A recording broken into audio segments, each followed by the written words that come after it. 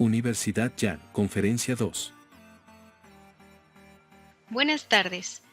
Esta es la segunda conferencia magistral del primer seminario de generalidades del procedimiento penal. Es para mí un honor presentar a la maestra, Claudia Hernández Ibarra, egresada de la Facultad de Derecho de la Universidad Autónoma de San Luis Potosí, con estudios de especialidad en posgrado en Administración de Impuestos, Derecho Penal y Administración de Justicia. Además de esto, con estudios y especialidades por el Instituto de Estudios Judiciales del Poder Judicial, de la Suprema Corte de Justicia de la Nación y del Poder Judicial del Estado de San Luis Potosí. Dentro de su experiencia profesional, en el 2019 funge como jueza de control y de tribunal de juicio oral con jurisdicción de todo el Estado en el Centro Integral de Justicia Penal de la Primera Región. Además, en el 2021, presidenta de la Asociación de Jueces de Poder Judicial del Estado de San Luis Potosí. Del 2022 al 2023 como supernumeraria adscrita a la Segunda Sala Penal del Poder Judicial del Estado de San Luis Potosí y del 2023 a la actualidad como jueza de control y de tribunal de juicio oral con jurisdicción en todo el Estado en el Centro Integral de Justicia Penal de la Primera Región. Pues bueno, para mí es un honor ceder la voz a la maestra Claudia Hernández Ibarra con su ponencia intermedia. Gracias. Buenas tardes a todos. Primeramente, agradezco a la Universidad Jan por la invitación que me ha realizado para encontrarme el día de hoy con ustedes. También agradezco la presencia de todos y cada uno de ustedes que se dieron este tiempo precisamente para escuchar algo de lo que pueda transmitirles. Espero sea de utilidad para ustedes. Bien, pues vamos a dar comienzo con esta plática. Hoy voy a comentarles algo de lo que es la etapa intermedia. Para ello, entonces, voy a permitirme poner a su vista una presentación.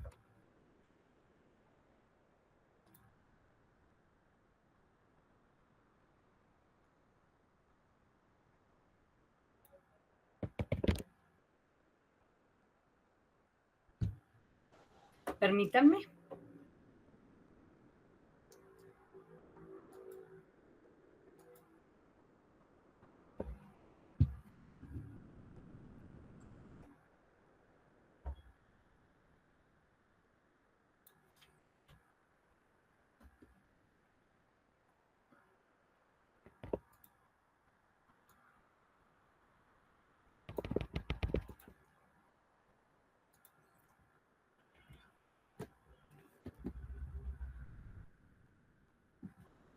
Bien,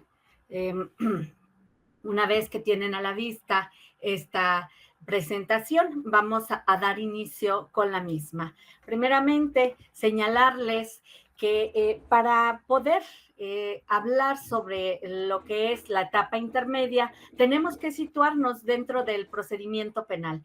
¿En dónde nos encontramos? ¿Qué es la etapa intermedia? Pues bien, la etapa intermedia es la segunda de las etapas que se establece dentro del procedimiento penal.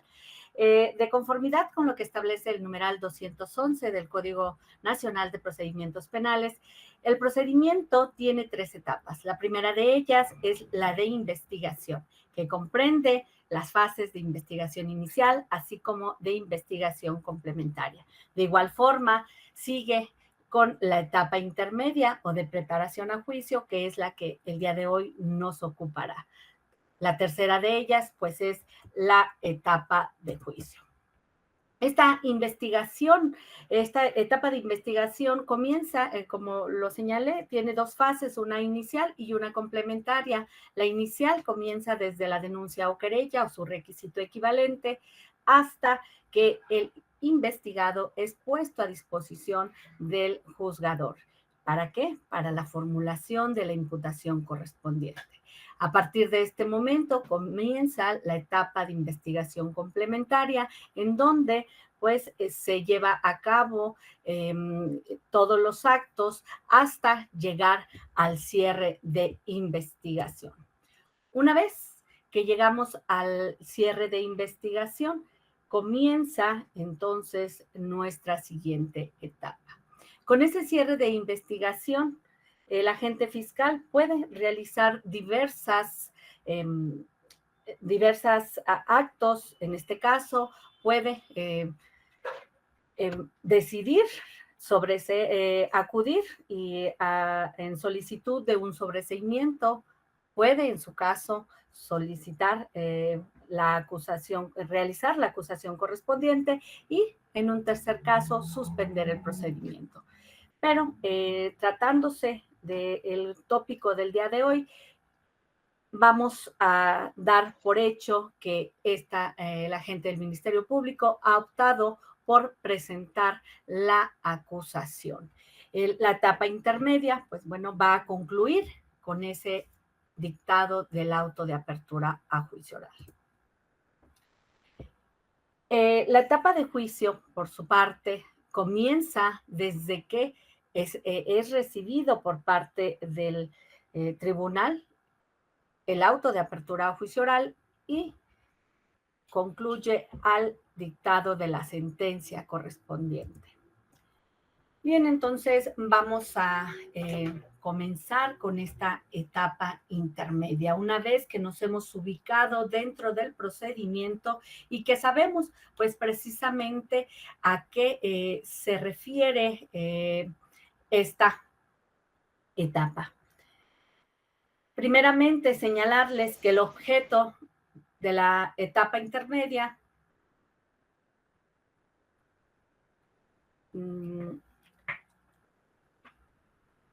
el objeto de la etapa intermedia lo es el preparar el juicio, depurando todo tipo de cuestiones técnicas, fácticas, jurídicas, probatorias en su caso.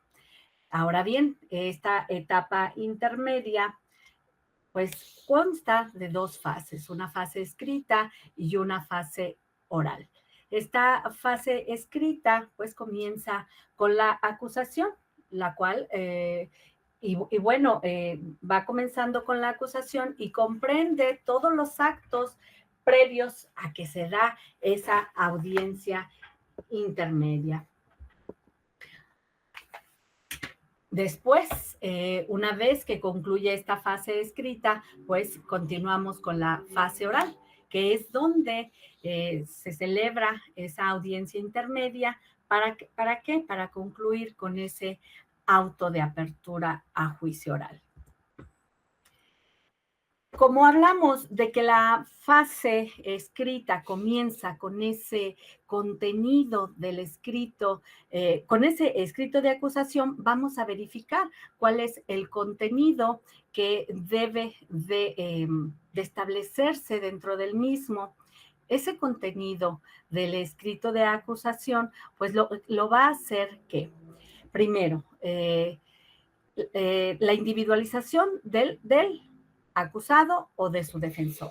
En este caso, pueden ser diversos acusados, diversos defensores. Es importante que todos estos datos queden debidamente establecidos, pues ante el error en relación a cualquiera de estos datos, pues va a impedir que estos sean debidamente enterados, por tanto citados a la audiencia intermedia, y en su caso, pues no será posible la celebración de la misma. Lo mismo sucede para el caso de la identificación de la víctima ofendido y su asesor jurídico, en donde pues debe de establecerse de manera clara quiénes son la víctima, el ofendido, su asesor jurídico, y en este momento también es el momento adecuado para que se haga cualquier aclaración en relación a ello, dado que incluso hay momentos en los que llegamos a etapa de juicio oral y resulta que no está bien identificada quién es la víctima u ofendido. Ello, pues, con las consecuencias que puede acarrear, como es una reposición de procedimiento. Ahora bien, el siguiente requisito, pues, lo es la relación clara, precisa, circunstanciada y específica de los hechos atribuidos en circunstancias, de modo, tiempo, lugar, así como la clasificación jurídica. Esto, lo realiza el agente fiscal. Él también va a señalar la relación de las modalidades del delito, la autoría o participación concreta que se atribuye al acusado, la expresión de los preceptos legales aplicables, así como el señalamiento de los medios de prueba que pretende ofrecer, así como si existió prueba anticipada que se hubiera desahogado dentro de la etapa de investigación. Es importante establecer que ese señalamiento de los medios de prueba que pretende ofrecer, el propio numeral 335 del Código Nacional de Procedimientos Penales establece cuáles son las directrices para tal ofrecimiento. También es importante que en este escrito de acusación se señale el monto de la reparación del daño, así como los, el monto de la reparación del daño y las pruebas que se ofrecen para probarlo, la pena, medida de seguridad que se solicita, incluyendo la correspondiente al concurso de delitos, los medios de prueba que el Ministerio Público pretenda presentar para la individualización de la pena y en su caso para la procedencia de sustitutivos de la pena de prisión o suspensión de la misma. También debe de solicitarse, si es que existe, pues el decomiso de bienes asegurados, de ser procedente la propuesta de acuerdos probatorios, así como la solicitud de que se aplique alguna forma de terminación anticipada cuando así proceda. Bien, entonces continuamos con esta fase escrita. Una vez que hemos advertido cuáles son los requisitos de este escrito de acusación correspondiente, es importante establecer que una vez que se da el cierre de la etapa de investigación, el agente del Ministerio Público cuenta con 15 días. 15 días para poder formular esa acusación con los requisitos ya mencionados. Una vez que es presentada ante el juzgador, pues tiene esa obligación de notificarla a los diversos intervinientes, entregar copia de esta acusación, así como cumpliendo con lo que señala el numeral 336 de ese Código Nacional. A su vez, una vez que son debidamente enterados tanto víctima u ofendido, así como el acusado y la defensa, ¿qué es lo que pues procede en este caso? Por parte de la víctima u ofendido, esta puede, dentro del plazo de 3 días, constituirse como acusador coadyuvante. Pero esto lo tiene que realizar con las mismas formalidades que para la acusación. Esto atendiendo a lo que establece el numeral 338.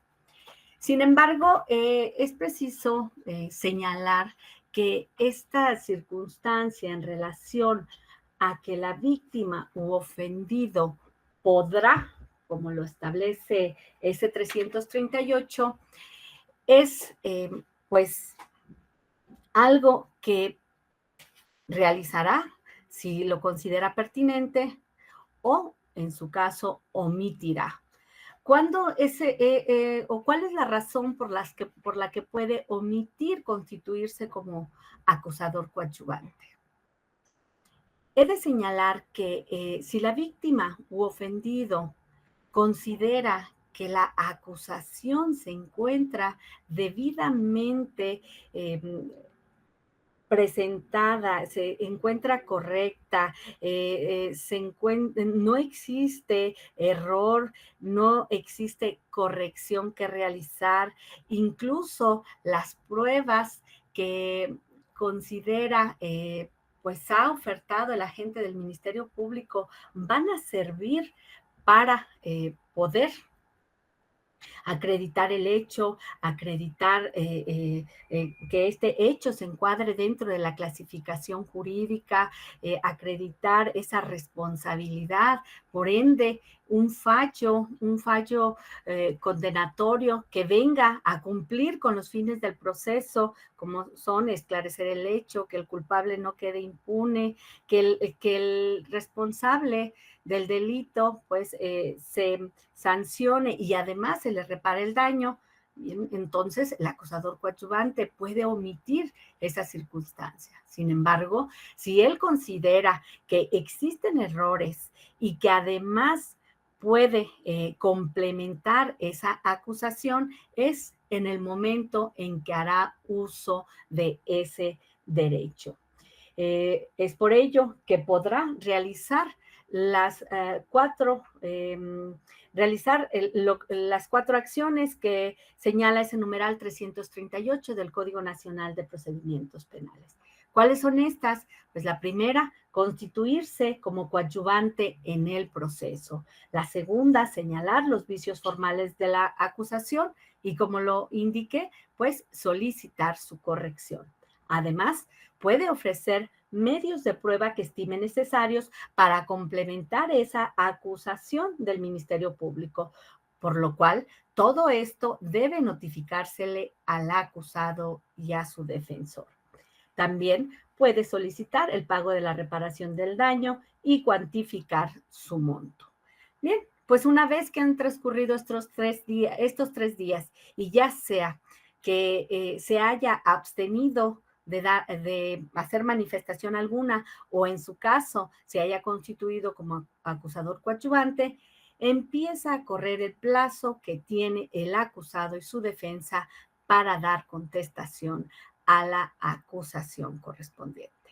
Esto en términos de lo que señala el numeral 340 del Código Nacional de Procedimientos Penales, el cual pues también establece esta posibilidad de contestar la acusación.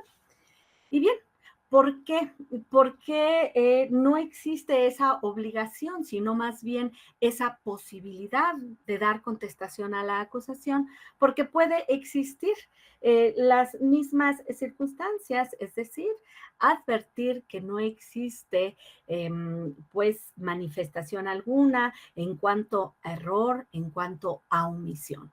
Pero además, porque para este momento, una vez que el acusado y su defensa conocen la acusación, la acusación coadyuvante, pues deben de tener claridad en relación a cuál es la forma en cómo pretenden ejercer su defensa.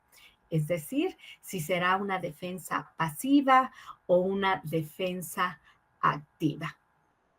En estos casos, tratándose de una defensa pasiva, puede el acusado y su defensa considerar que con lo que ha señalado el agente del Ministerio Público e incluso la coadyuvancia, pues existirá insuficiencia o incluso existe deficiencia. ¿Para qué?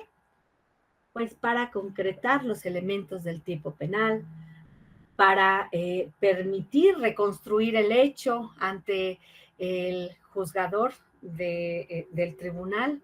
Entonces, es probable que no decida dar contestación, incluso no ofertar prueba alguna. Esto es importante, dado que, esto nos va a dar la oportunidad a todos de poder entender cómo es que va a hacer la defensa a partir de este momento. Bien, advierto que alguien de los presentes ha levantado la mano para realizar una pregunta. ¿Qué les parece si concluyendo esta exposición respecto de la fase escrita, antes de dar inicio a la fase oral de esta etapa intermedia, bueno, doy esta oportunidad para escuchar, para verificar cuáles son sus dudas, dar contestación a ellas y continuamos. Muchas gracias. Bien, entonces, les comentaba, en cuanto a este punto, esta posibilidad pues existe para esos efectos. Ahora bien, si el acusado y la defensa deciden pues tener una defensa activa, es en ese momento donde pueden dar contestación a la acusación, señalando pues los vicios formales del escrito de acusación, se pueden pronunciar sobre las observaciones al escrito de la coadyuvancia también, pueden requerir las correcciones que consideren necesarias e incluso esta circunstancia la pueden realizar en la audiencia oral de la etapa intermedia. ¿Y por qué lo señalo así? Porque el numeral 340 en su fracción primera es claro en establecer que únicamente en cuanto a estos puntos, esto se puede realizar hasta aquel momento. Esto, advierto, tiene lógica, dado que pues si únicamente lo que advierte son errores formales, son correcciones, son observaciones, pues no será necesario que desde en ese plazo de los 10 días lo realice, pues no violentaría derecho alguno de las diversas partes, dado que pues únicamente serían este tipo de observaciones y de correcciones. Por tanto, es que la ley así lo permite. Contrario es a las diversas lo diverso que se señala en las fracciones 3 a 4 de ese numeral 340, en donde se indica que al dar contestación a la acusación, pues debe ofrecer los medios de prueba que pretende desahogar en juicio, pero además solicitar, si es que así, bueno, conviene a su interés, solicitar la acumulación y separación de acusaciones, en su caso, cuando son diversos, diversos procesados. Ahora bien, también es en este escrito cuando puede hacer manifestaciones sobre acuerdos probatorios. Todo esto, pues debe de realizarlo en ese plazo de 10 días. Bien, dentro de todos esos requisitos que señala el numeral 335 del Código Nacional de Procedimientos Penales, es importante poner especial atención a las fracciones séptima, octava y décima de ese numeral 335. ¿Por qué? Porque estas fracciones aplican a la totalidad de las partes, dado que pues se trata precisamente de uno de los objetos de esta etapa intermedia, como lo es el ofrecimiento y la admisión de los medios de prueba. Ofrecimiento que debe hacerse por tópicos, entendiendo que deben de ofrecerse los medios de prueba para la audiencia de debate, en los cuales puede incluirse esa prueba anticipada, desahogada, los medios de prueba para la reparación del daño, para el caso de que, bueno, se emitiera un fallo condenatorio. De igual forma, pues se deben de ofrecer por tópicos los medios de prueba para la individualización de la pena, para la procedencia de sustitutivos de esta, así como la suspensión de la pena. Esto aplica para la totalidad de las partes. ¿Y por qué es tan importante que se atienda en el ofrecimiento a establecer los tópicos? Porque de manera posterior, en la fase oral de esta etapa intermedia, pudiera dar lugar, si no son ofrecidos dentro del tópico correspondiente, a una exclusión. ¿Por qué? Por impertinencia.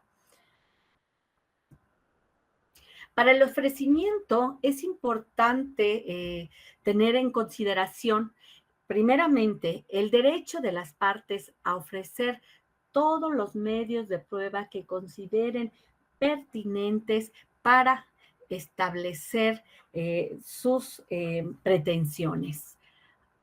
Ahora bien, no únicamente se toma en consideración ese derecho de las partes, sino incluso ese principio de libertad probatoria, el cual señala en el numeral 259 del Código Nacional de Procedimientos Penales que el hecho puede ser probado por cualquier medio siempre y cuando sea lícito.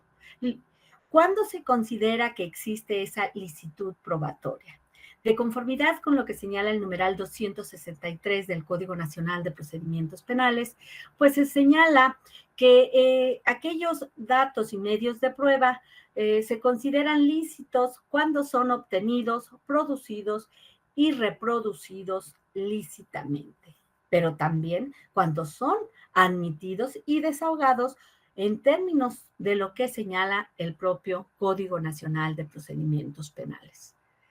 Salvo esta nulidad de toda prueba obtenida con violación a derechos fundamentales, cuya consecuencia lo es la nulidad o la exclusión de la misma. Esto establecido en ese artículo 264 del Código Nacional de Procedimientos Penales. Ahora bien, como bien lo señalé hace un momento, es importante tomar en cuenta lo que señala el artículo 335 en sus fracciones séptima, novena y décima. ¿Por qué? Séptima, octava y décima. ¿Por qué? Porque pues esos lineamientos para el ofrecimiento de prueba son para todos, pero el propio numeral 335 únicamente señala en su último párrafo lineamientos, pero para las pruebas testimonial y pericial. Indica que si el Ministerio Público o en su caso la víctima o ofendido ofrecieren medios de prueba, la declaración de testigos o peritos deberán presentar una lista identificándolos con nombre, apellido, modo de localizarlos y señalando además los puntos sobre los que versarán los interrogatorios. Bien, esto es de suma importancia. ¿Y por qué señalo que es de suma importancia? Dado que si no existe claridad en cualquiera de estos tópicos, pues va a ser imposible que se haga presente a el testigo o perito.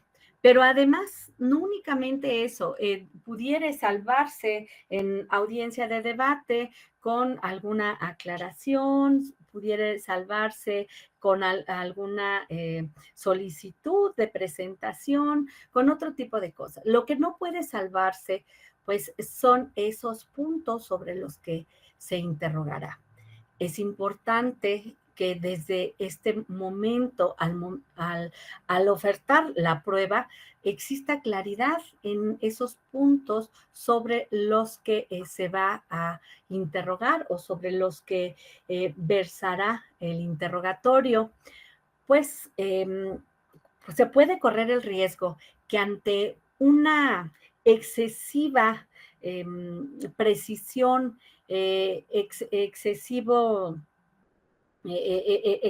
excesiva descripción en relación a qué y qué va a hablar, bueno, se eh, excluya algo que sí debe de ser importante y sobre lo cual se debe de interrogar. O al contrario, si somos exageradamente generales diciendo que un testigo va a hablar sobre circunstancias previas, coetáneas y posteriores a, al hecho, entonces dejamos totalmente abierto este tema. ¿Para qué? Para dar oportunidad a que no tengamos esa precisión o esa contención en relación a qué es lo que va a señalar el testigo. ¿Por qué? Porque entonces en ese momento podemos incluso quedar en estado de indefensión, que pueden quedar las partes en estado de indefensión. ¿Por qué? Porque no saben, a ver, desde dónde son los hechos previos, hasta dónde son los hechos posteriores. Entonces, por ello es que en este punto debe de existir precisión. Esta etapa, como al inicio lo dije, es una etapa de preparación del juicio, es una etapa en la que se requiere pues un nivel exhaustivo en cuanto a la dirección de la misma, pero no únicamente en cuanto a esto, sino que es una etapa eminentemente técnica en la cual, no obstante que los diversos numerales del Código Nacional de Procedimientos Penales que se refieren a esta etapa del procedimiento, se señala que a quien se debe dar la intervención va a ser a la víctima o ofendido, a los acusados. Lo cierto es que tratándose de un debate técnico, son sus representantes los que pueden pronunciarse en relación a esto y no pues las partes materiales. Una de esas circunstancias, pues son los puntos que estoy señalando. Ahora bien, es importante también establecer que, si bien es cierto, los únicos lineamientos que se tienen para el ofrecimiento de pruebas es en relación a la testimonial y a la pericial, pues atendiendo a este derecho que tienen las partes a ofrecer prueba, a esa libertad probatoria en el sentido de que pueden ofertar cualquier medio de prueba siempre y cuando sea lícito para pues poder acreditar sus pretensiones.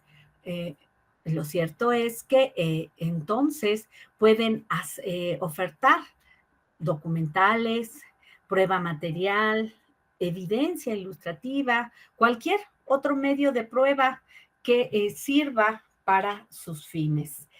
Estos medios de prueba, si bien es cierto, lo señala la propia codificación procesal, no pueden incorporarse por sí solos, es decir, no pueden hablar por sí, sino que es preciso que ya sea el testigo, el perito, el propio acusado, la víctima, den cuenta de ellos previo a ser incorporados. Pues lo cierto es que entonces se debe de tener especial cuidado al momento de ofrecer el órgano de prueba que va a incorporar o que se va a hacer cargo de incorporar estos medios de prueba.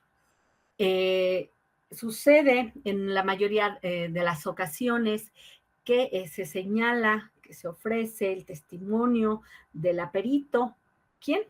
va a hablar sobre el contenido del peritaje número 23, diagonal 2024, y sus anexos, así como sus conclusiones. Bien, pues parte de sus anexos lo son probablemente evidencia ilustrativa. Sin embargo, al momento de ofertar la evidencia ilustrativa, se señala que se oferta evidencia ilustrativa, pero no se relaciona precisamente con el documento del cual deviene. Tampoco se establece fecha, quién dará cuenta de ella, incluso no se señala qué es lo que contiene esa evidencia ilustrativa. Entonces, ello, no obstante que se pudiera tener un órgano de prueba para poder incorporarla, lo cierto es que al no existir claridad en relación de qué documento se trata en específico y verificar que éste corresponda al que, al que va a hablar el testigo que se oferta para poder incorporarlo, pues ello va a traer como consecuencia que no pueda realizarse. Por ende, entonces, esto va a ser en contra va a traer como consecuencia que lo que se pretendía por una de las partes, pues ya no se pueda actualizar y esto se genere como una consecuencia contraria y no favorecedora, como es lo que se pretende con esta oferta probatoria. Ahora, es muy común que al momento de ofertar la prueba se señale la declaración del acusado.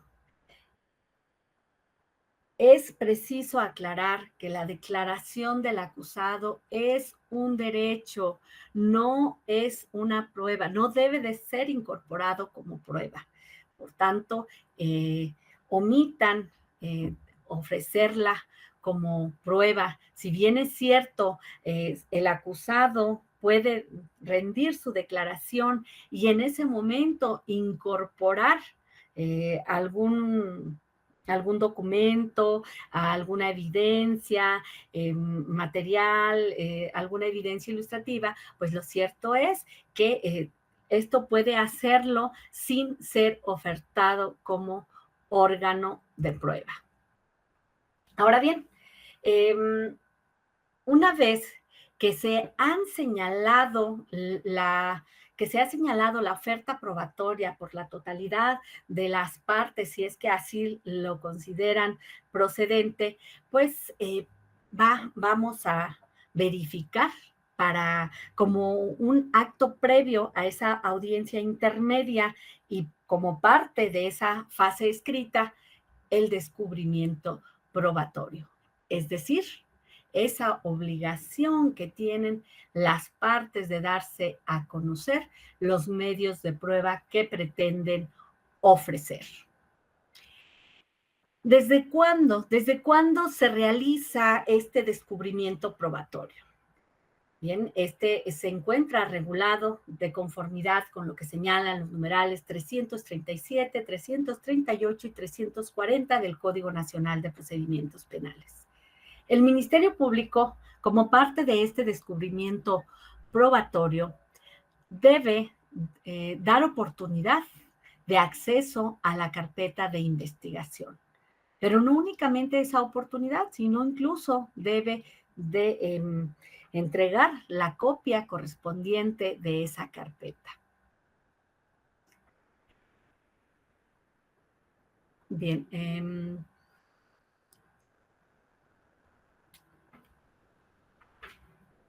voy a verificar, permítanme, si me encuentro precisamente dentro de la conferencia. Tengo un poquito de problemas con Me señala una compañera que estoy fuera, pero no lo advierto. No, maestra, está dentro de la conferencia sin ningún problema. Adelante, la Está escuchamos y bien, la Ok. vemos bien. estamos bien. Gracias. Bien, entonces continúo. Se me indica que, bueno, sigo con este tópico de descubrimiento probatorio. Les comentaba que el descubrimiento probatorio por parte de la gente del Ministerio Público, pues consiste en dar acceso a la carpeta de investigación, así como entregar la copia correspondiente, pero no únicamente ello, sino incluso debe dar acceso a los lugares y objetos relacionados con la investigación, no únicamente de lo que va a utilizar, sino incluso de lo que no pretende ofrecer o lo que no haya utilizado, es decir, en su totalidad.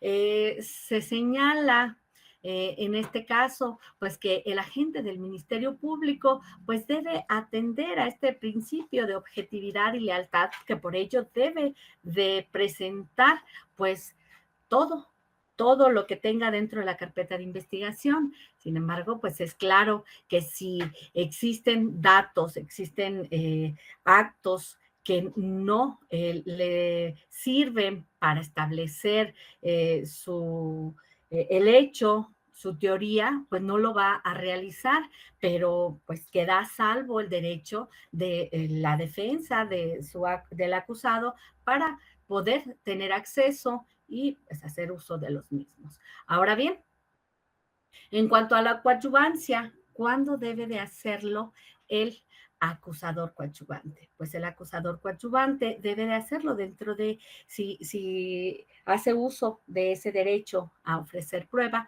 pues dentro de esos 3 días que el numeral 338 le concede.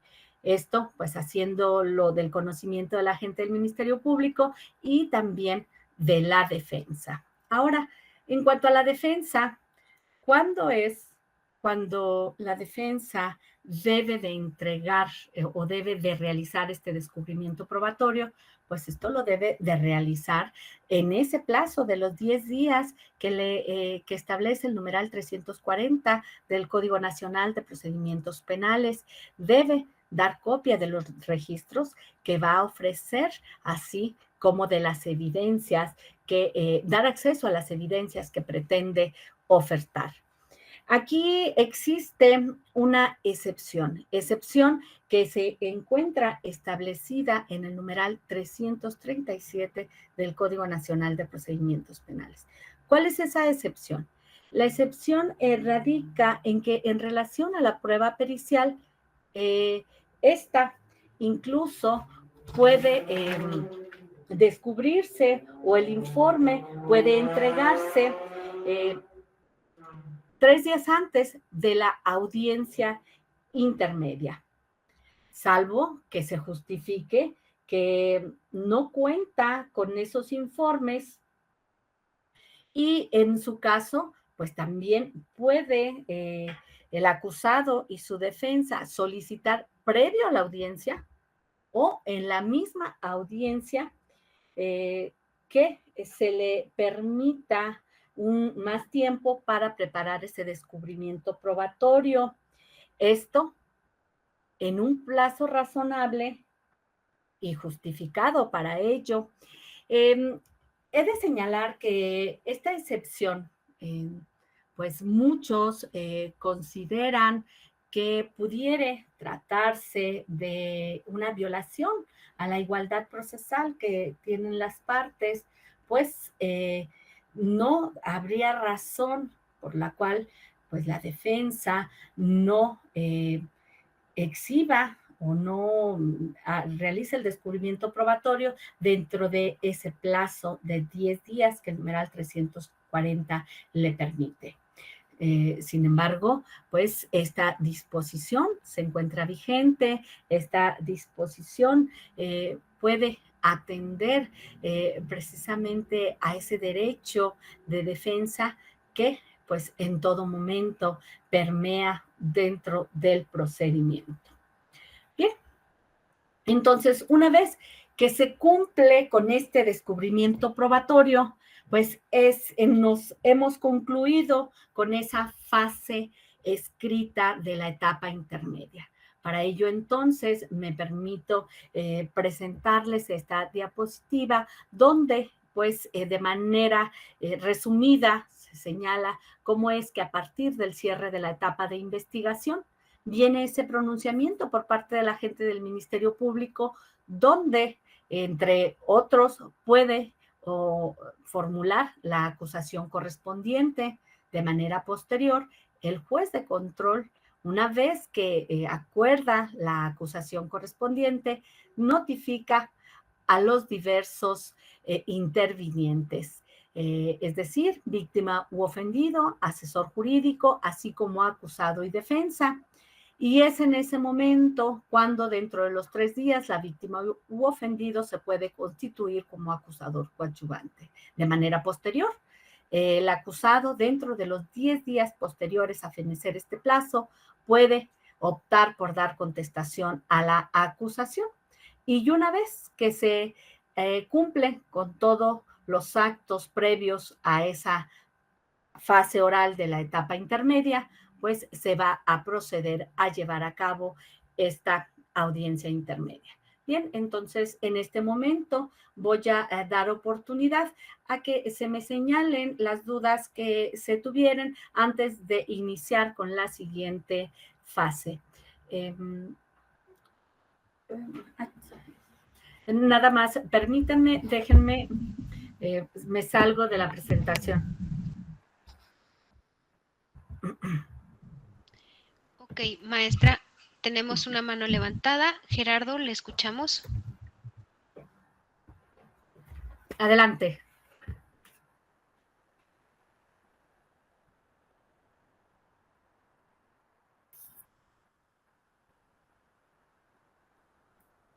Gerardo.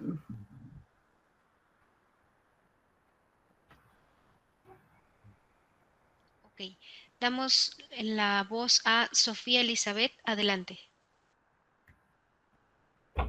Adelante, Hola, Sofía, buenas te tardes. escucho. Buenas tardes. Hace ratito le comentaba con respecto de la coadyuvancia. Había entendido que era acusado coadyuvante. Y revisando el numeral 337, veo que dice víctima u ofendido. Es algo que no me quedó así como que muy claro. ¿Podría explicar nuevamente ese punto, por favor? Bien, en cuanto a este punto, señalaba que una vez que el agente del Ministerio Público realiza la acusación correspondiente, la víctima u ofendido, pues es evidente que tiene esta intención de que se le repare el daño. Para que se le pueda reparar el daño, pues debe de obtenerse un fallo condenatorio en donde pues se cumplan todos los fines del proceso. Sin embargo, si esta víctima u ofendido advierte, y lo refiero así, como víctima u ofendido, sin embargo, tratándose de un tema técnico, por eso lo aclaré, será el asesor jurídico quien realice este análisis. ¿Por qué? Porque es quien puede verificar con esa preparación que tiene, con esos conocimientos, si efectivamente se van a cumplir los fines del proceso y pueden llegar a aquel momento. Si advierten que es deficiente, que incluso hay insuficiencia en lo que está pues ofreciendo el agente fiscal, o incluso hay muchos errores en la forma en cómo se encuentra estableciendo el hecho, que no sea el mismo por el cual fue vinculado a proceso, que la clasificación jurídica incluso no quede clara, y bien, un sinfín de circunstancias. ¿Qué es lo que tiene que hacer para que se cumplan sus intereses? Bien, constituirse como acusador coadyuvante. Para ello, entonces, pues tiene que señalar primero constituirse, después pues señalar todas las deficiencias que advierten, las correcciones, los errores, pero además ofrecer todos los datos de prueba que complementen. Muchas veces esto existe una equivocación y lo que hacen es volver a ofrecer todos los órganos de prueba que ya ofreció el agente fiscal. Esto, pues, evidentemente, pues, no tendría razón de ser. El propio numeral 338 señala una complementación, es decir, que aquello que venga a abonar. Entonces, no sé si respondí tu duda.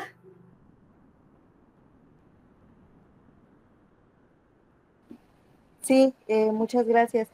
Y respecto de, en cuanto se presenta la coadyuvancia, si en este caso eh, se le puede llamar asesor, ¿verdad? Es asesor jurídico. Sí. Ajá.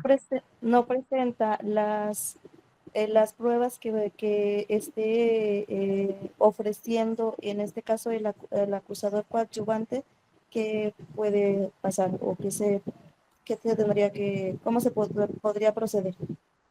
Bien, la ley establece que incluso sanciones para quien no realice el descubrimiento probatorio en tiempo. Se puede requerir a los mismos para que realicen esa circunstancia y así pues pueda darse esa oportunidad de defensa a las diversas partes técnicas. Gracias. Bien, lo sigo escuchando. ¿Alguien más tiene alguna duda? No tenemos Una más manos preguntota. levantadas si gusta seguir. Perdón, Gerardo. Una pregunta. Si dentro de la audiencia Adelante, Fer. pedí solamente, por ejemplo, 15 días para poder, y me di cuenta ya ya haciendo mi investigación que necesito más días, ¿tengo que pedir nueva fecha y hora para la audiencia para pedir más días para el ofrecimiento de pruebas? Estamos hablando de que eres el defensor. Sí, defensor. Bien, ¿y pediste 15 días para? Bueno, ya ve cuando dicen en la etapa para la etapa intermedia, antes de la etapa intermedia dicen, siempre fijan de 15, 30 días o 3 meses. Y, por ejemplo, si un día pido menos tiempo y considero que necesito más tiempo para ofrecimiento de pruebas, ¿tengo que pedir una fecha y hora para pedirla dentro de la audiencia? Mira, como lo expliqué hace un momento, a partir de que se presenta la acusación correspondiente, el juez la acuerda, fija una fecha para la audiencia intermedia, pero en ese lapso de tiempo en el cual la acuerda y fija fecha para audiencia intermedia, se hacen todos los actos de la fase escrita. Esos actos de la fase escrita son los actos previos y tienen plazos. En el caso, la víctima u ofendido tiene un plazo de 3 días y la defensa tiene un plazo de 10 días a partir de que se vencen esos 3 días de la víctima u ofendido. Entonces, es en ese lapso donde se debe de realizar el descubrimiento probatorio. Las excepciones son las que ya mencioné en cuanto a la prueba pericial, 3 días antes de la audiencia intermedia y llegando a la audiencia intermedia puede pedirse esa oportunidad de manera excepcional, tanto justificada como razonada, para que se le otorgue un plazo razonable. Pero esto no es como que de manera reiterada se esté otorgando plazos. Lo explicaba hace un momento, la obligación es dentro de esos 10 días y en la fase escrita. No sé si me di a entender o contesté tu pregunta, Gerardo.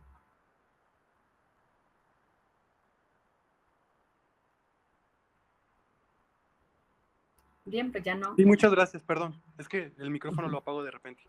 Sí, está bien. Gracias. Bien, ¿alguien más tiene alguna duda en relación a esta fase escrita de la etapa intermedia?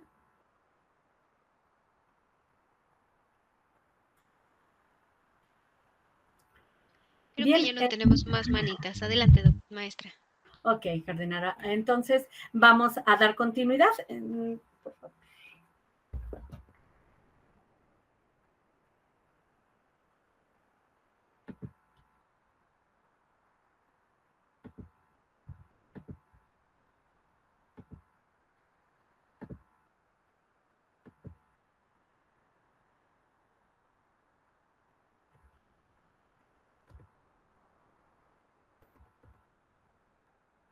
Bien. Entonces, una vez que ya concluimos esa fase escrita de la etapa intermedia, vamos a dar paso a la fase oral. La fase oral no es más que esa audiencia en la cual, pues precisamente, el juez de control primero declara abierta la audiencia, pidiendo a las partes se individualicen. Esto nos va a servir para ir formando el auto de apertura a juicio oral. Como lo escucharon, es importante pues establecer e individualizar tanto a los acusados, a la parte víctima, al asesor jurídico, a los defensores, es decir, tener muy claro quiénes son las partes, tanto técnicas como materiales, que se citarán en su caso para la audiencia de juicio. Desde este momento, entonces, es que esto debe de existir con claridad. Ahora bien, posteriormente, el juez señala el objeto de la audiencia. Indicando que es una audiencia con la que se prepara el juicio, se depuran las cuestiones probatorias, los hechos, las circunstancias, así como el derecho. El derecho mediante las incidencias correspondientes, incidencias que pueden ser de previo y especial pronunciamiento. Por tanto, se le señala a las partes que se pronuncien en relación si existe alguna de estas. Y bien, una vez que las partes han indicado si existen o no y se ha atendido a estas, entonces se da continuidad preguntando también si existe alguna posibilidad de que concilien sus intereses o de que se acceda a una salida alterna, como lo sería una suspensión condicional del proceso, un, un acuerdo reparatorio, si fuere procedente, o en su caso, pues a un mecanismo de aceleración, como lo es un procedimiento abreviado. Si esto así lo señalan las partes, entonces nos vamos a dirigir a desahogar cada uno de estos tópicos si es que así lo han solicitado.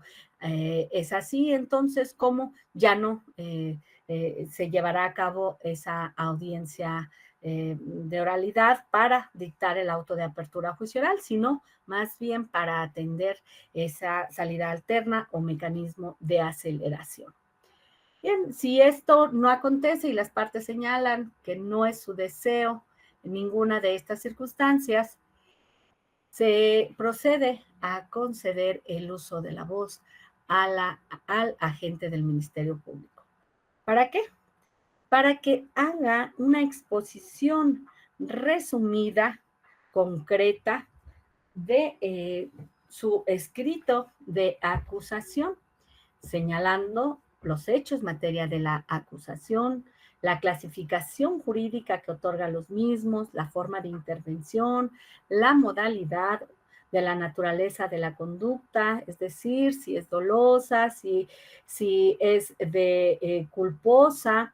También deberá señalar las penas que solicita, tanto la pena de prisión como lo relativo a la reparación del daño, va a enunciar los medios de prueba en el mismo orden que los haya presentado en su escrito de acusación, pero también por los tópicos que señala ese numeral 335. Deberá señalar la oferta de prueba que realiza, indicando pues el medio de prueba, el nombre, la materia sobre cuál versará esa prueba, tal y como lo señala ese último párrafo del numeral 335, y para poder ir verificando todo esto, también en ese momento y dar pues celeridad a la audiencia intermedia, el juez va a revisar, va a confirmar, va a pues a ordenar que todas las partes cuenten tanto con el escrito de acusación, el escrito de coadyuvancia y el de contestación en su caso. ¿Para qué? Para que todos puedan ir verificando estas circunstancias.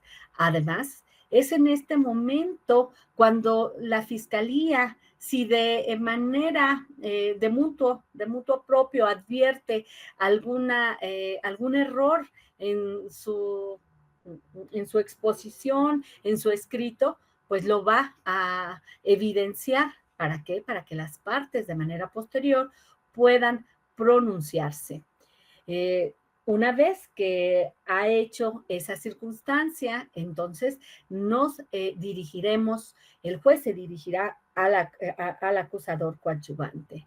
En el caso, pues la propia legislación establece, que era lo que les explicaba hace un momento, que a quien se debe de dirigir es a la víctima u ofendido. Sin embargo, tratándose de un debate técnico, pues quien debe de ocuparse pues, lo es su representante, en este caso, el asesor jurídico. ¿Quién? Pues va a realizar lo mismo, va a hacer una exposición sintética de su escrito en el cual se constituye como acusador coadyuvante, va a señalar esos errores que advierte, incluso se puede pronunciar desde ese momento en relación a los errores que de manera directa haya manifestado el agente fiscal. Y también hará la oferta probatoria correspondiente en los tópicos que también se han mencionado. Ahora bien, una vez hecho esto, entonces se concederá el uso de la palabra al acusado y a su defensor. ¿Para qué? Para los mismos efectos, para que realicen una exposición resumida de su escrito de contestación, pero además para que se pronuncien en relación a esos errores que adviertan o precisiones que consideren pues deben de aclararse desde ese momento, también para que realicen la oferta probatoria en los términos que lo señala ese numeral 335 en las fracciones que ya he mencionado y en tópicos.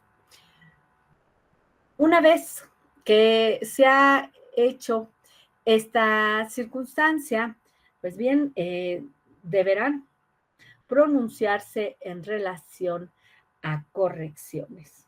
Si en relación a esas correcciones realizados los traslados correspondientes no existiere oposición, pues se ordenará en ese caso que sea incorporado al auto de apertura a juicio oral la acusación, el hecho materia de la acusación en los términos señalados por la Fiscalía, también la clasificación jurídica que a dichos hechos otorgue, la forma de intervención, las modalidades de la naturaleza, así como las penas que solicita.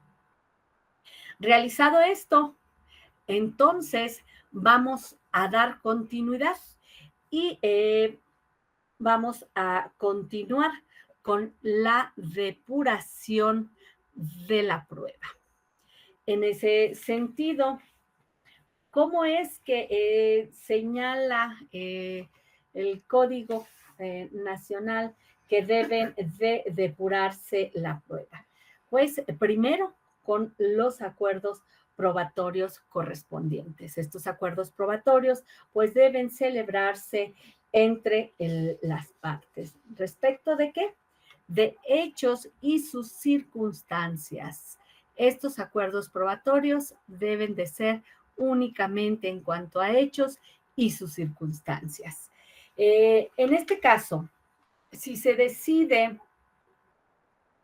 una vez que se hace esta propuesta de acuerdo probatorio, es decir, que se señale que han platicado en relación a pues celebrar un acuerdo probatorio y que este se encuentra justificado con un dato de prueba que ya obra en la carpeta de investigación. Quien proponga dicho acuerdo lo va a hacer del conocimiento de su contraparte. ¿Para qué? Para que ésta se pronuncie en cuanto a si efectivamente existe un sustento para ese acuerdo probatorio. Se va a explicar una vez que se verifique esta circunstancia, el juzgador debe explicar a las partes materiales. ¿Por qué? Porque para que entiendan precisamente de qué se trata, que si esa parte del hecho o esas circunstancias relacionadas con el hecho se tienen por por establecidas mediante ese acuerdo probatorio, ya no serán objeto de debate, ya se tendrán por establecidas. Entonces, se debe de verificar si existe esa voluntad o en su caso oposición para que se dé por establecido, dado que pues las partes pueden considerar que con ese acuerdo probatorio se pueden violentar alguno de sus derechos a debatir en cuanto a lo que se pretende probar. Entonces, si en su caso el imputado señala que no está de acuerdo, no es posible acceder al mismo, dado que es el legitimado para pues acceder a ese acuerdo probatorio. En su caso, pues también la parte víctima para manifestar lo que a su interés convenga. Ahora bien, si ese acuerdo probatorio se tiene por establecido con un dato de prueba, con un medio de prueba, esto no, es importante resaltar que no en todos los casos trae como consecuencia la exclusión del medio de prueba con el cual se tiene por establecido. Y esto lo señalo ¿por qué? Porque puede ser que ese medio de prueba sirva para diversas circunstancias. Por ejemplo, se tiene por establecida el fallecimiento, la muerte de la víctima a consecuencia de un disparo de arma de fuego. Se tiene por establecida esa muerte con el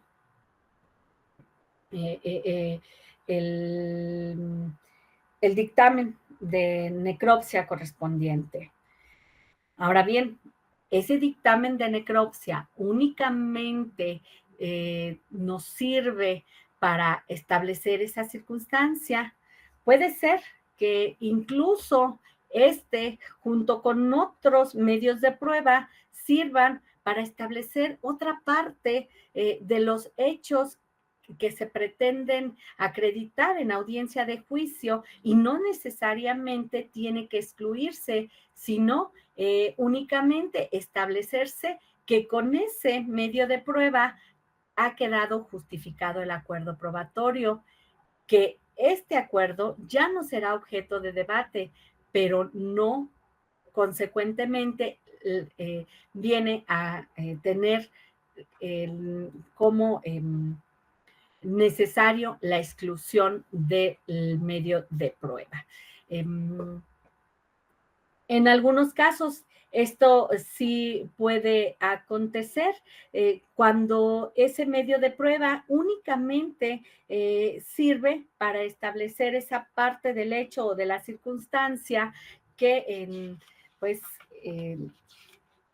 para lo cual se ofertó ese medio de prueba. Entonces, en cuanto a esto, pues esa era una observación que quería hacerles saber. Ahora bien, una vez que se celebran los acuerdos probatorios, entonces pasamos a la depuración de la prueba. ¿Cómo se depura la prueba? Pues en un primer momento se pregunta a la gente, a la defensa, si existe solicitud de exclusión de prueba en relación a las ofertadas por el agente del Ministerio Público. Puede ser que la defensa, como en un momento en la fase escrita de la etapa intermedia se los expliqué, que la defensa no haya ofertado medio de prueba alguno, sino que es una defensa pasiva, la cual pues considera que incluso con toda la oferta probatoria ofrecida por la Fiscalía, pues no le alcanza para pues establecer la concreción de los elementos del tipo penal o no le alcanza para poder reconstruir el hecho. Entonces, pues señala que no existe solicitud de exclusión. También puede ser que con esos mismos datos que ha ofertado el agente del Ministerio Público, pues considere que son suficientes para poder llegar incluso a un resultado diverso del que pretende el agente del Ministerio Público. El agente del Ministerio Público pretende establecer que se cometió un hecho que se encuentra clasificado como delito de homicidio calificado. Sin embargo, con esos mismos datos de prueba, la defensa considera que puede llegar a un resultado distinto, como es un homicidio simple intencional, o incluso puede establecer que su representado no cometió ese hecho. En ese caso, pues entonces no habría razón de debate correspondiente o de solicitar exclusión. Esas mismas pruebas le van a servir, por tanto, las respuestas pueden ser que no es su deseo solicitar exclusión de prueba alguna. En su caso, por otro lado, también puede solicitarse exclusión de los medios de prueba. Esta exclusión de los medios de prueba, ¿por qué razones puede darse? En cuanto a esa exclusión, el numeral 346 del Código Nacional de Procedimientos Penales señala cuáles son esos supuestos en los que puede solicitarse la exclusión de los medios de prueba. El primer párrafo señala un supuesto diferente a los que señalan de la primera a la cuarta fracción de ese numeral 346, que lo es porque la prueba sea inútil. ¿Cuándo puede ser la prueba inútil y por eso solicitarse su exclusión?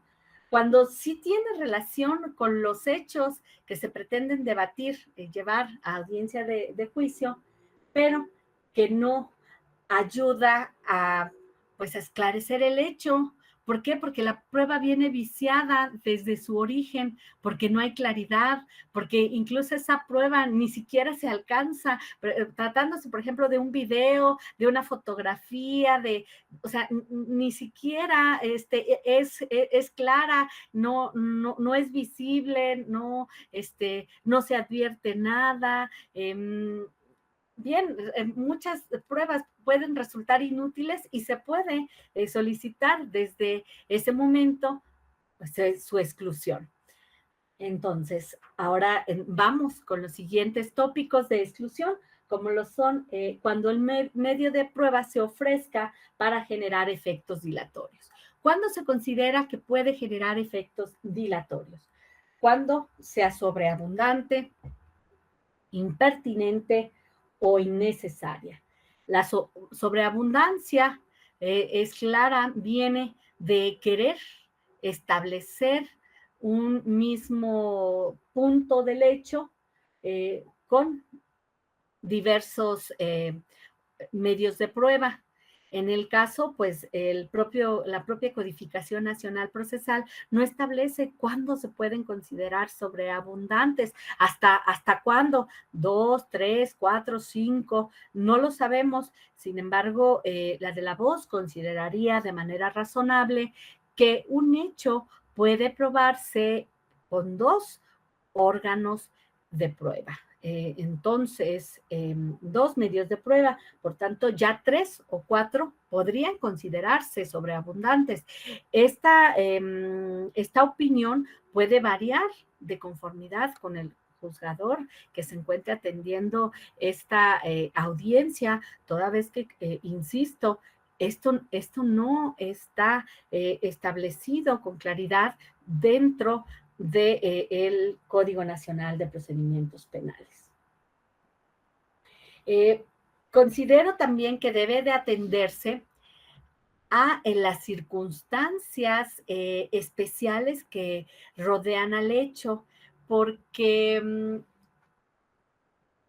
bien, un hecho que sucede en un solo momento, pues es fácil de decir que se puede acreditar con el dicho de 2 testigos para no crear esa sobreabundancia. Pero si nos encontramos con un hecho que fue llevado a cabo en diversos momentos, entonces es ahí donde el ofrecimiento de 2 o más testigos no puede considerarse sobreabundante. ¿Por qué?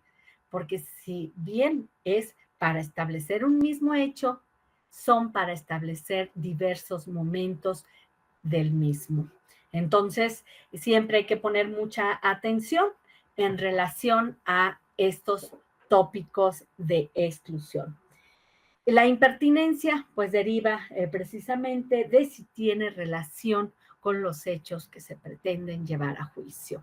En este punto,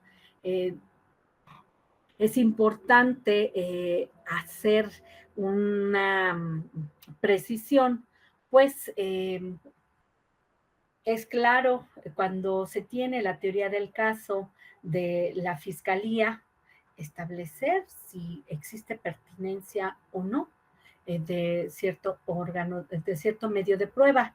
Sin embargo, tratándose de la defensa y habiéndose reservado su teoría del caso, pero más aún siendo una defensa mixta, o sea, me refiero a una defensa en la cual, pues, si bien es cierto, señala que se adhiere a toda la oferta probatoria de la Fiscalía, pero además oferta 1 o 2 medios de prueba y se reserva esa teoría del caso, ¿cómo pudiera atenderse a esa pertinencia? ¿Por qué?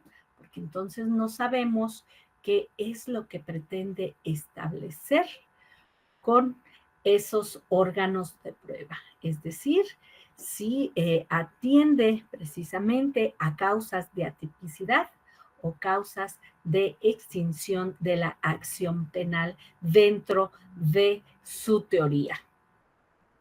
En ese sentido, he de establecerles que también en ningún precepto del Código Nacional de Procedimientos Penales existe esa obligación impuesta a la defensa de pues señalar su teoría del caso de manera previa. Ella perfectamente puede reservarse esa teoría para realizarlo hasta esa audiencia de debate. Entonces, esto me permite establecer que esto tiene razonabilidad. ¿Por qué? Porque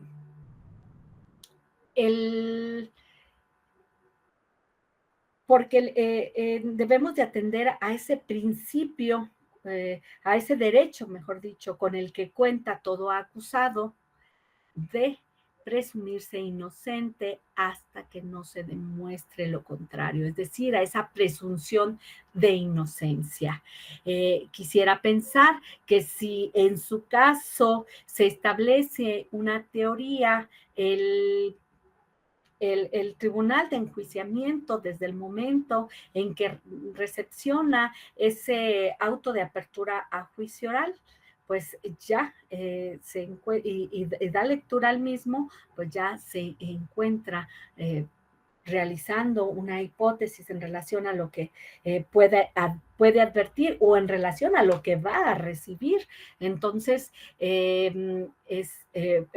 esto es importante, entonces, así establecerlo. No existe esa obligación por parte de la defensa, y en cuanto a esa exclusión por impertinencia, pues no podría realizarse, dado que pues, no se conocería esa teoría del caso y debemos de atender a ese derecho con el que se cuenta. Por tanto, en este punto, pues esa sería la observación o lo que yo advierto dentro del Código Nacional de Procedimientos Penales. Ahora bien, existe otra razón para poder solicitar la exclusión de los medios de prueba, que son que sean innecesarios. ¿Cuándo pueden ser innecesarios? Porque sean públicos, notorios o sean incontrovertidos. Se considera que son públicos porque a todo mundo le consta en un cierto tiempo, en un cierto espacio, en un cierto lugar. En cuanto a que sean notorios, pues estos pueden ser percibidos de manera natural por medio de los sentidos, es notorio para quien en ese momento se encuentra invocándolo y para todas las partes. En cuanto a que sea incontrovertido, pues se va a excluir un medio de prueba cuando sea materia de acuerdo probatorio. Sin embargo, recuerden la observación que les hice hace un momento, no necesariamente al ser materia de acuerdo probatorio, al justificar un acuerdo probatorio, debe de excluirse un medio de prueba. ¿Por qué? Porque este medio de prueba puede servir para justificar otro tipo de circunstancias y no únicamente la que fue materia de ese acuerdo. Los casos en que sí se podría dar, pues es como, por ejemplo, cuando se oferta un documento para acreditar la minoría de edad, en ese caso pudiera excluirse de manera directa. Ahora bien, también pueden excluirse los medios de prueba por ilícitos, por violar derechos fundamentales. Por ejemplo, una inspección llevada a cabo a la persona que se detuvo, y bueno, pues esta exclusión debe de establecerse de manera clara en cuanto a qué es lo que se va a excluir, si únicamente ese medio de prueba o incluso pues diversos que tengan relación con el mismo. También pueden excluirse aquellos medios de prueba que hayan sido declarados nulos. Ojo, ojo, en cuanto a esto, la ley dice hayan sido declarados nulos. Es decir, que alguna de las partes, porque no se fijó, porque no lo advirtió, porque se equivocó, por alguna circunstancia, incluya dentro de su oferta probatoria un medio de prueba que incluso en diversa etapa, una vez que el juez lo analizó, pues declaró su nulidad. Es ahí donde procede de manera directa la exclusión. Es a ello a lo que se refiere con esa exclusión al haber sido ya declarado nulos. Y también pues pueden excluirse aquellos medios de prueba que tengan una prohibición normativa en el código, es decir, aquellos que hayan sido incorporados de manera diversa a la que establece el Código Nacional de Procedimientos Penales.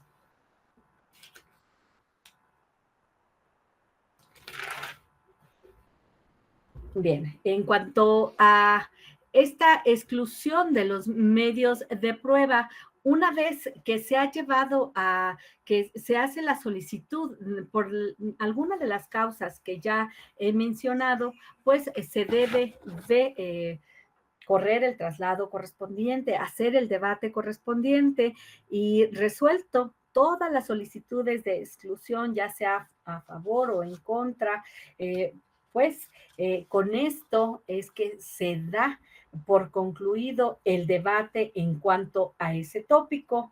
Posteriormente, de nueva cuenta, el juez dará el uso de la voz a las partes para que éstas se pronuncien en cuanto a diversas peticiones, incluso a establecer la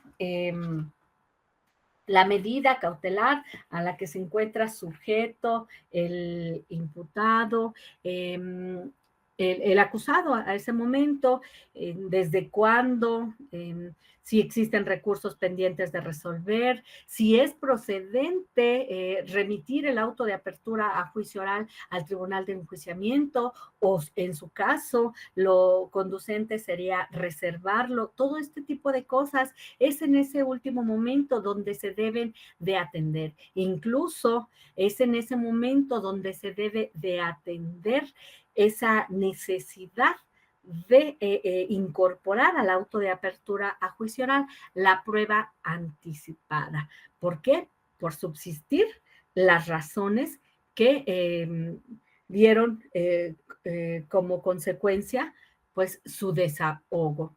Entonces, una vez que se resuelve todo ello, es que se va a declarar cerrado el debate correspondiente y es entonces cuando se procede a dictar el auto de apertura a juicio oral, incorporándose los medios de prueba ofertados y admitidos, así como el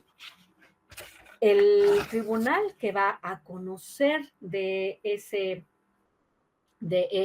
juicio oral también pues se señalará a quienes se va a citar, tanto partes técnicas, partes materiales, así como oferta probatoria. Todos los testigos que no se haya justificado, que pueden presentar de manera directa las partes que los ofertaron, pues podrán ser citados por parte del órgano jurisdiccional. Pues con esto es que se da por concluida esta fase de esta etapa intermedia, es decir, con el dictado del auto de apertura a juicio oral. Les voy a poner nuevamente, voy a dejar de compartir y les voy a dar el uso de la voz para que me indiquen si tienen alguna duda en relación a esta fase oral de la etapa intermedia. existen infinidad de tópicos que pueden abordarse en relación a esta etapa. Sin embargo, traté de resumir y darles los más importantes. ¿Para qué? Para que ustedes puedan entender de un modo sencillo esta etapa intermedia. Si existe alguna duda o algo más en lo que los pueda auxiliar para que quede más claro, a sus órdenes. Adelante.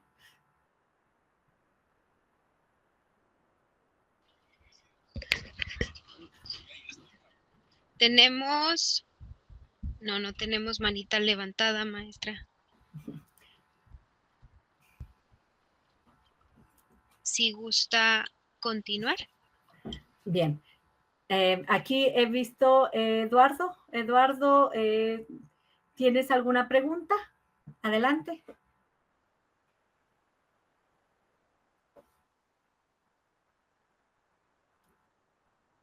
Te escucho, Eduardo.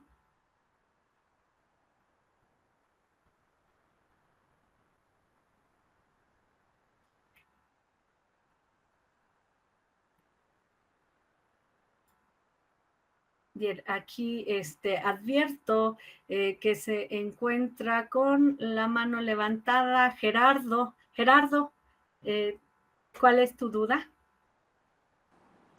Una pregunta. Los testigos, en ese momento se ofrecen los testigos y en ese momento se desahoga la prueba testimonial. ¿Se puede ofrecer, o sea, de forma escrita también? Y en todo caso que se pudiera ofrecer de forma escrita, si yo soy defensa, puedo contrainterrogar a los testigos en ese momento. Y en todo caso que se haya hecho de forma escrita, tengo que pedirlo en la audiencia que lo citen. Mira, Gerardo. Como te expliqué, la audiencia intermedia es la audiencia con la que se prepara el juicio, en donde se ofrecen y se admiten la oferta probatoria. Entonces, es aquí donde únicamente se ofrece, que es en la fase escrita de esa etapa intermedia, y se admite. El desahogo, pues, tendrá lugar una vez que se ha admitido y no excluido y de igual forma incorporado al auto de apertura a juicio oral, pues su desahogo es en la etapa de juicio correspondiente. Es allá donde se podrán realizar los ejercicios relativos a interrogatorio, contrainterrogatorio y todo lo que corresponda en relación a ese ejercicio de litigación. ¿Algo más, Gerardo?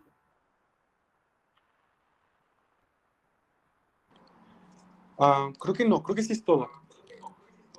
Gracias. No, sí, ya, me quedó claro. Gracias.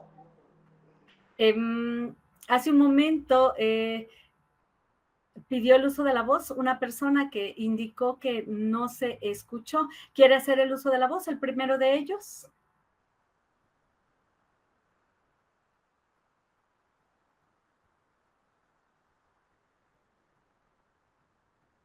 Bien, te escucho, Eduardo.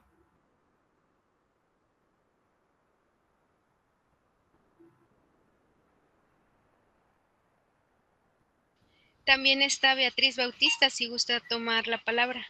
Bien, adelante, Beatriz. Buenas tardes, licenciada. Tengo una pregunta.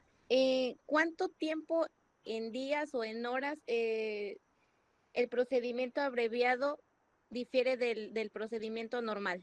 Esa es mi primera pregunta. Y la pregunta siguiente es, ¿el acusado aceptaría alguna responsabilidad o le afectaría al acusado el aceptar un procedimiento abreviado?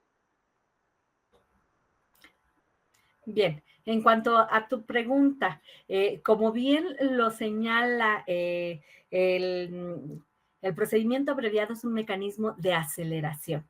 Es una forma de dar por concluido el proceso, perdón, sin llegar a juicio. Esta es una forma en la cual, mediante un acuerdo que se realiza entre la agente del Ministerio Público y el acusado, bien, le hace el agente del Ministerio Público una oferta de pena, a su vez tiene que cumplir con ciertos requisitos, entre ellos aceptar los hechos. ¿Para qué? Para, en su caso, que sea en una audiencia en donde un juez de control, no un tribunal de juicio oral, sino un juez de control con base en la información derivada de los datos de prueba, emita un fallo y consecuentemente una sentencia. Entonces, ¿cuánto tiempo tarda en horas, en días?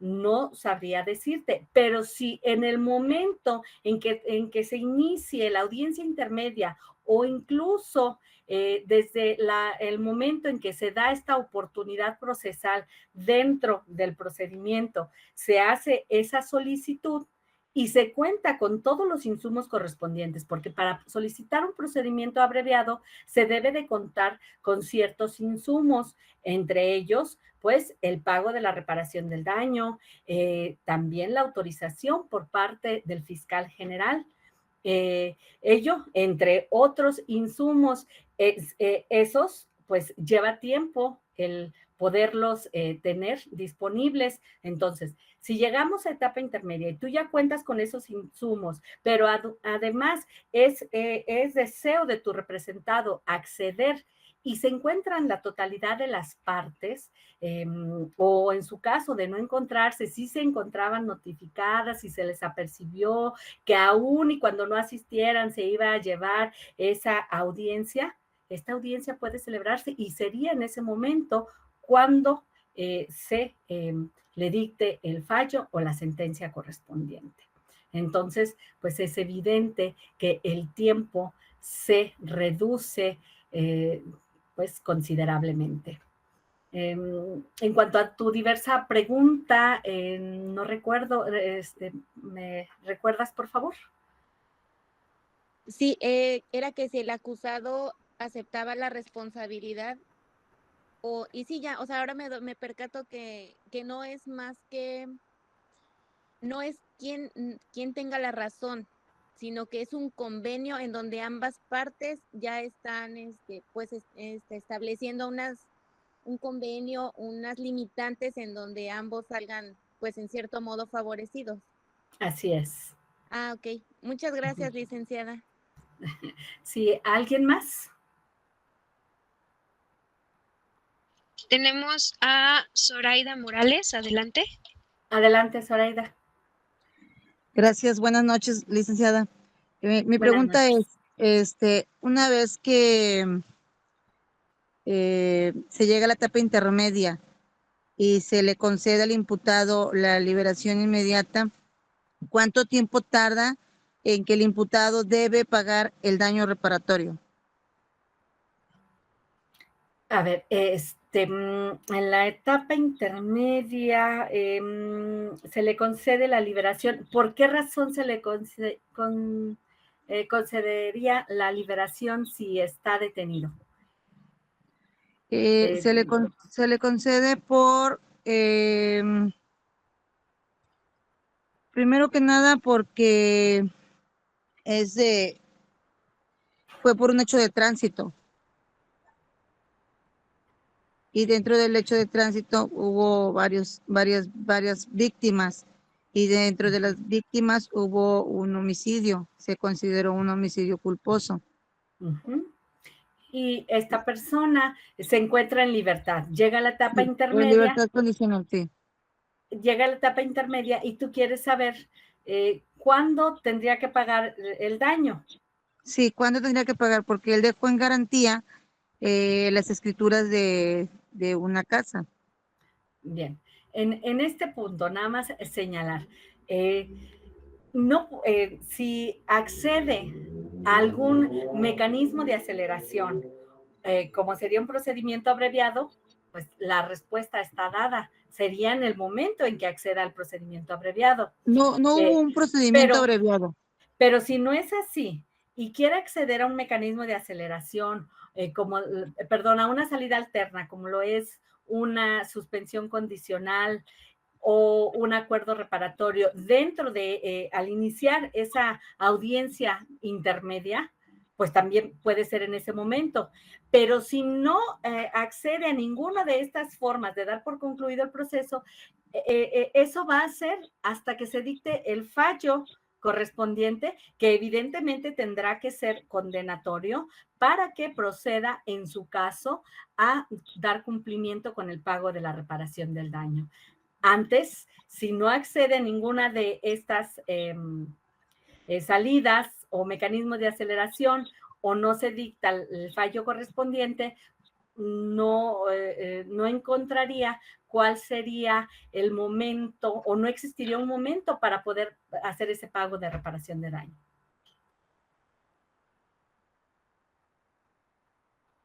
¿He contestado tu pregunta, Zoraida? ¿O tienes diversa duda?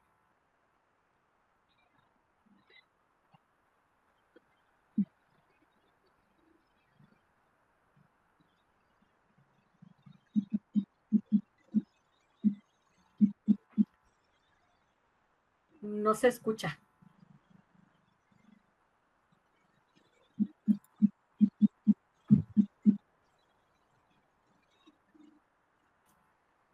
Te pregunto que si he contestado tu duda o tienes diversa duda. No se escuchaba, maestra, no escuché lo último que mencionó. Te mencioné que la única forma que pague la reparación del daño o que se actualice ese momento en que va a pagar la reparación del daño es cuando acceda a un mecanismo de aceleración, como es procedimiento abreviado, o a una salida alterna, que es la suspensión condicional, o en su caso el acuerdo reparatorio si fuere procedente. Ya si no es en esos momentos, lo va a hacer al momento en que se dicte la sentencia correspondiente, que evidentemente tendrá que ser condenatoria para que se le condene a la reparación de daño. Ok, maestra, muchas gracias. Damos la palabra a Noemí Castro. Adelante, Noemí. Hola, buenas tardes, licenciada. Buenas tardes. Sí, mi duda es con relación a, bueno, en un caso en el que, por ejemplo, se lleven a cabo, perdón, se dan todos los requisitos necesarios para llevar a cabo un procedimiento abreviado, pero, por ejemplo, que la víctima se niegue, o bueno, su asesor jurídico, se nieguen al procedimiento abreviado, ¿es posible que se cancele? Aún así se planee por parte del imputado hacer el pago de la reparación del daño y todo eso. Mira, es importante establecer que la víctima sí puede oponerse a que se lleve a cabo el mismo. Sin embargo, esa oposición no es absoluta, sino que debe de encontrarse justificada. Si no existe justificación para esa oposición, pudiere válidamente accederse a ese mecanismo de aceleración. Sin embargo, pues también la víctima tiene a salvo ese derecho de ocurrir ante la autoridad de alzada. ¿Para qué? Para solicitar se revoque la determinación. Entonces será en su caso las diversas autoridades o incluso la autoridad federal quien se pronuncie en relación a si hubo la debida si se justificó o no esa oposición y si fue válido el haberse autorizado ese procedimiento aún con esa oposición. Ok, perfecto, muchas gracias.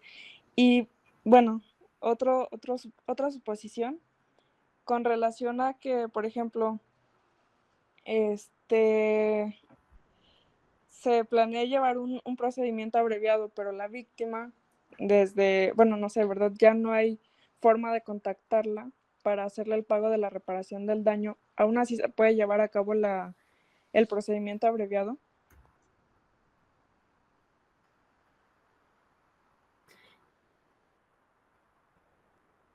En ese caso, pues debe de atenderse a quien representa y tutela los intereses de la parte víctima. Y esta persona o este profesionista debe de pronunciarse en tutela de esos derechos. Es decir, no es como que pueda desaparecer y que nadie pueda pronunciarse, ¿no? Siempre hay alguien que debe de representar y tutelar esos intereses.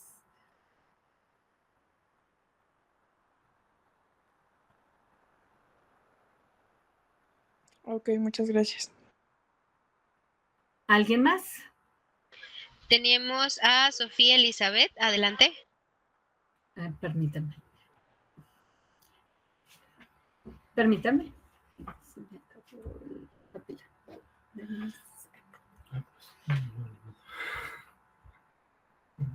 Sí, maestra. Permítame. Respecto de...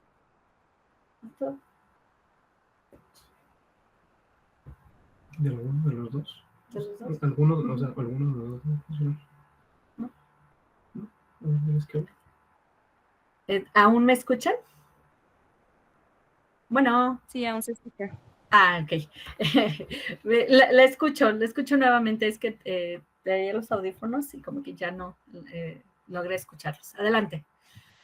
Sí, en etapa intermedia, ¿cuánto tiempo tiene en este caso la víctima para fungir como acusador coadyuvante, para presentar pruebas? ¿Cuánto tiempo tiene? 3 días. El numeral 338 del Código Nacional de Procedimientos Penales así lo establece.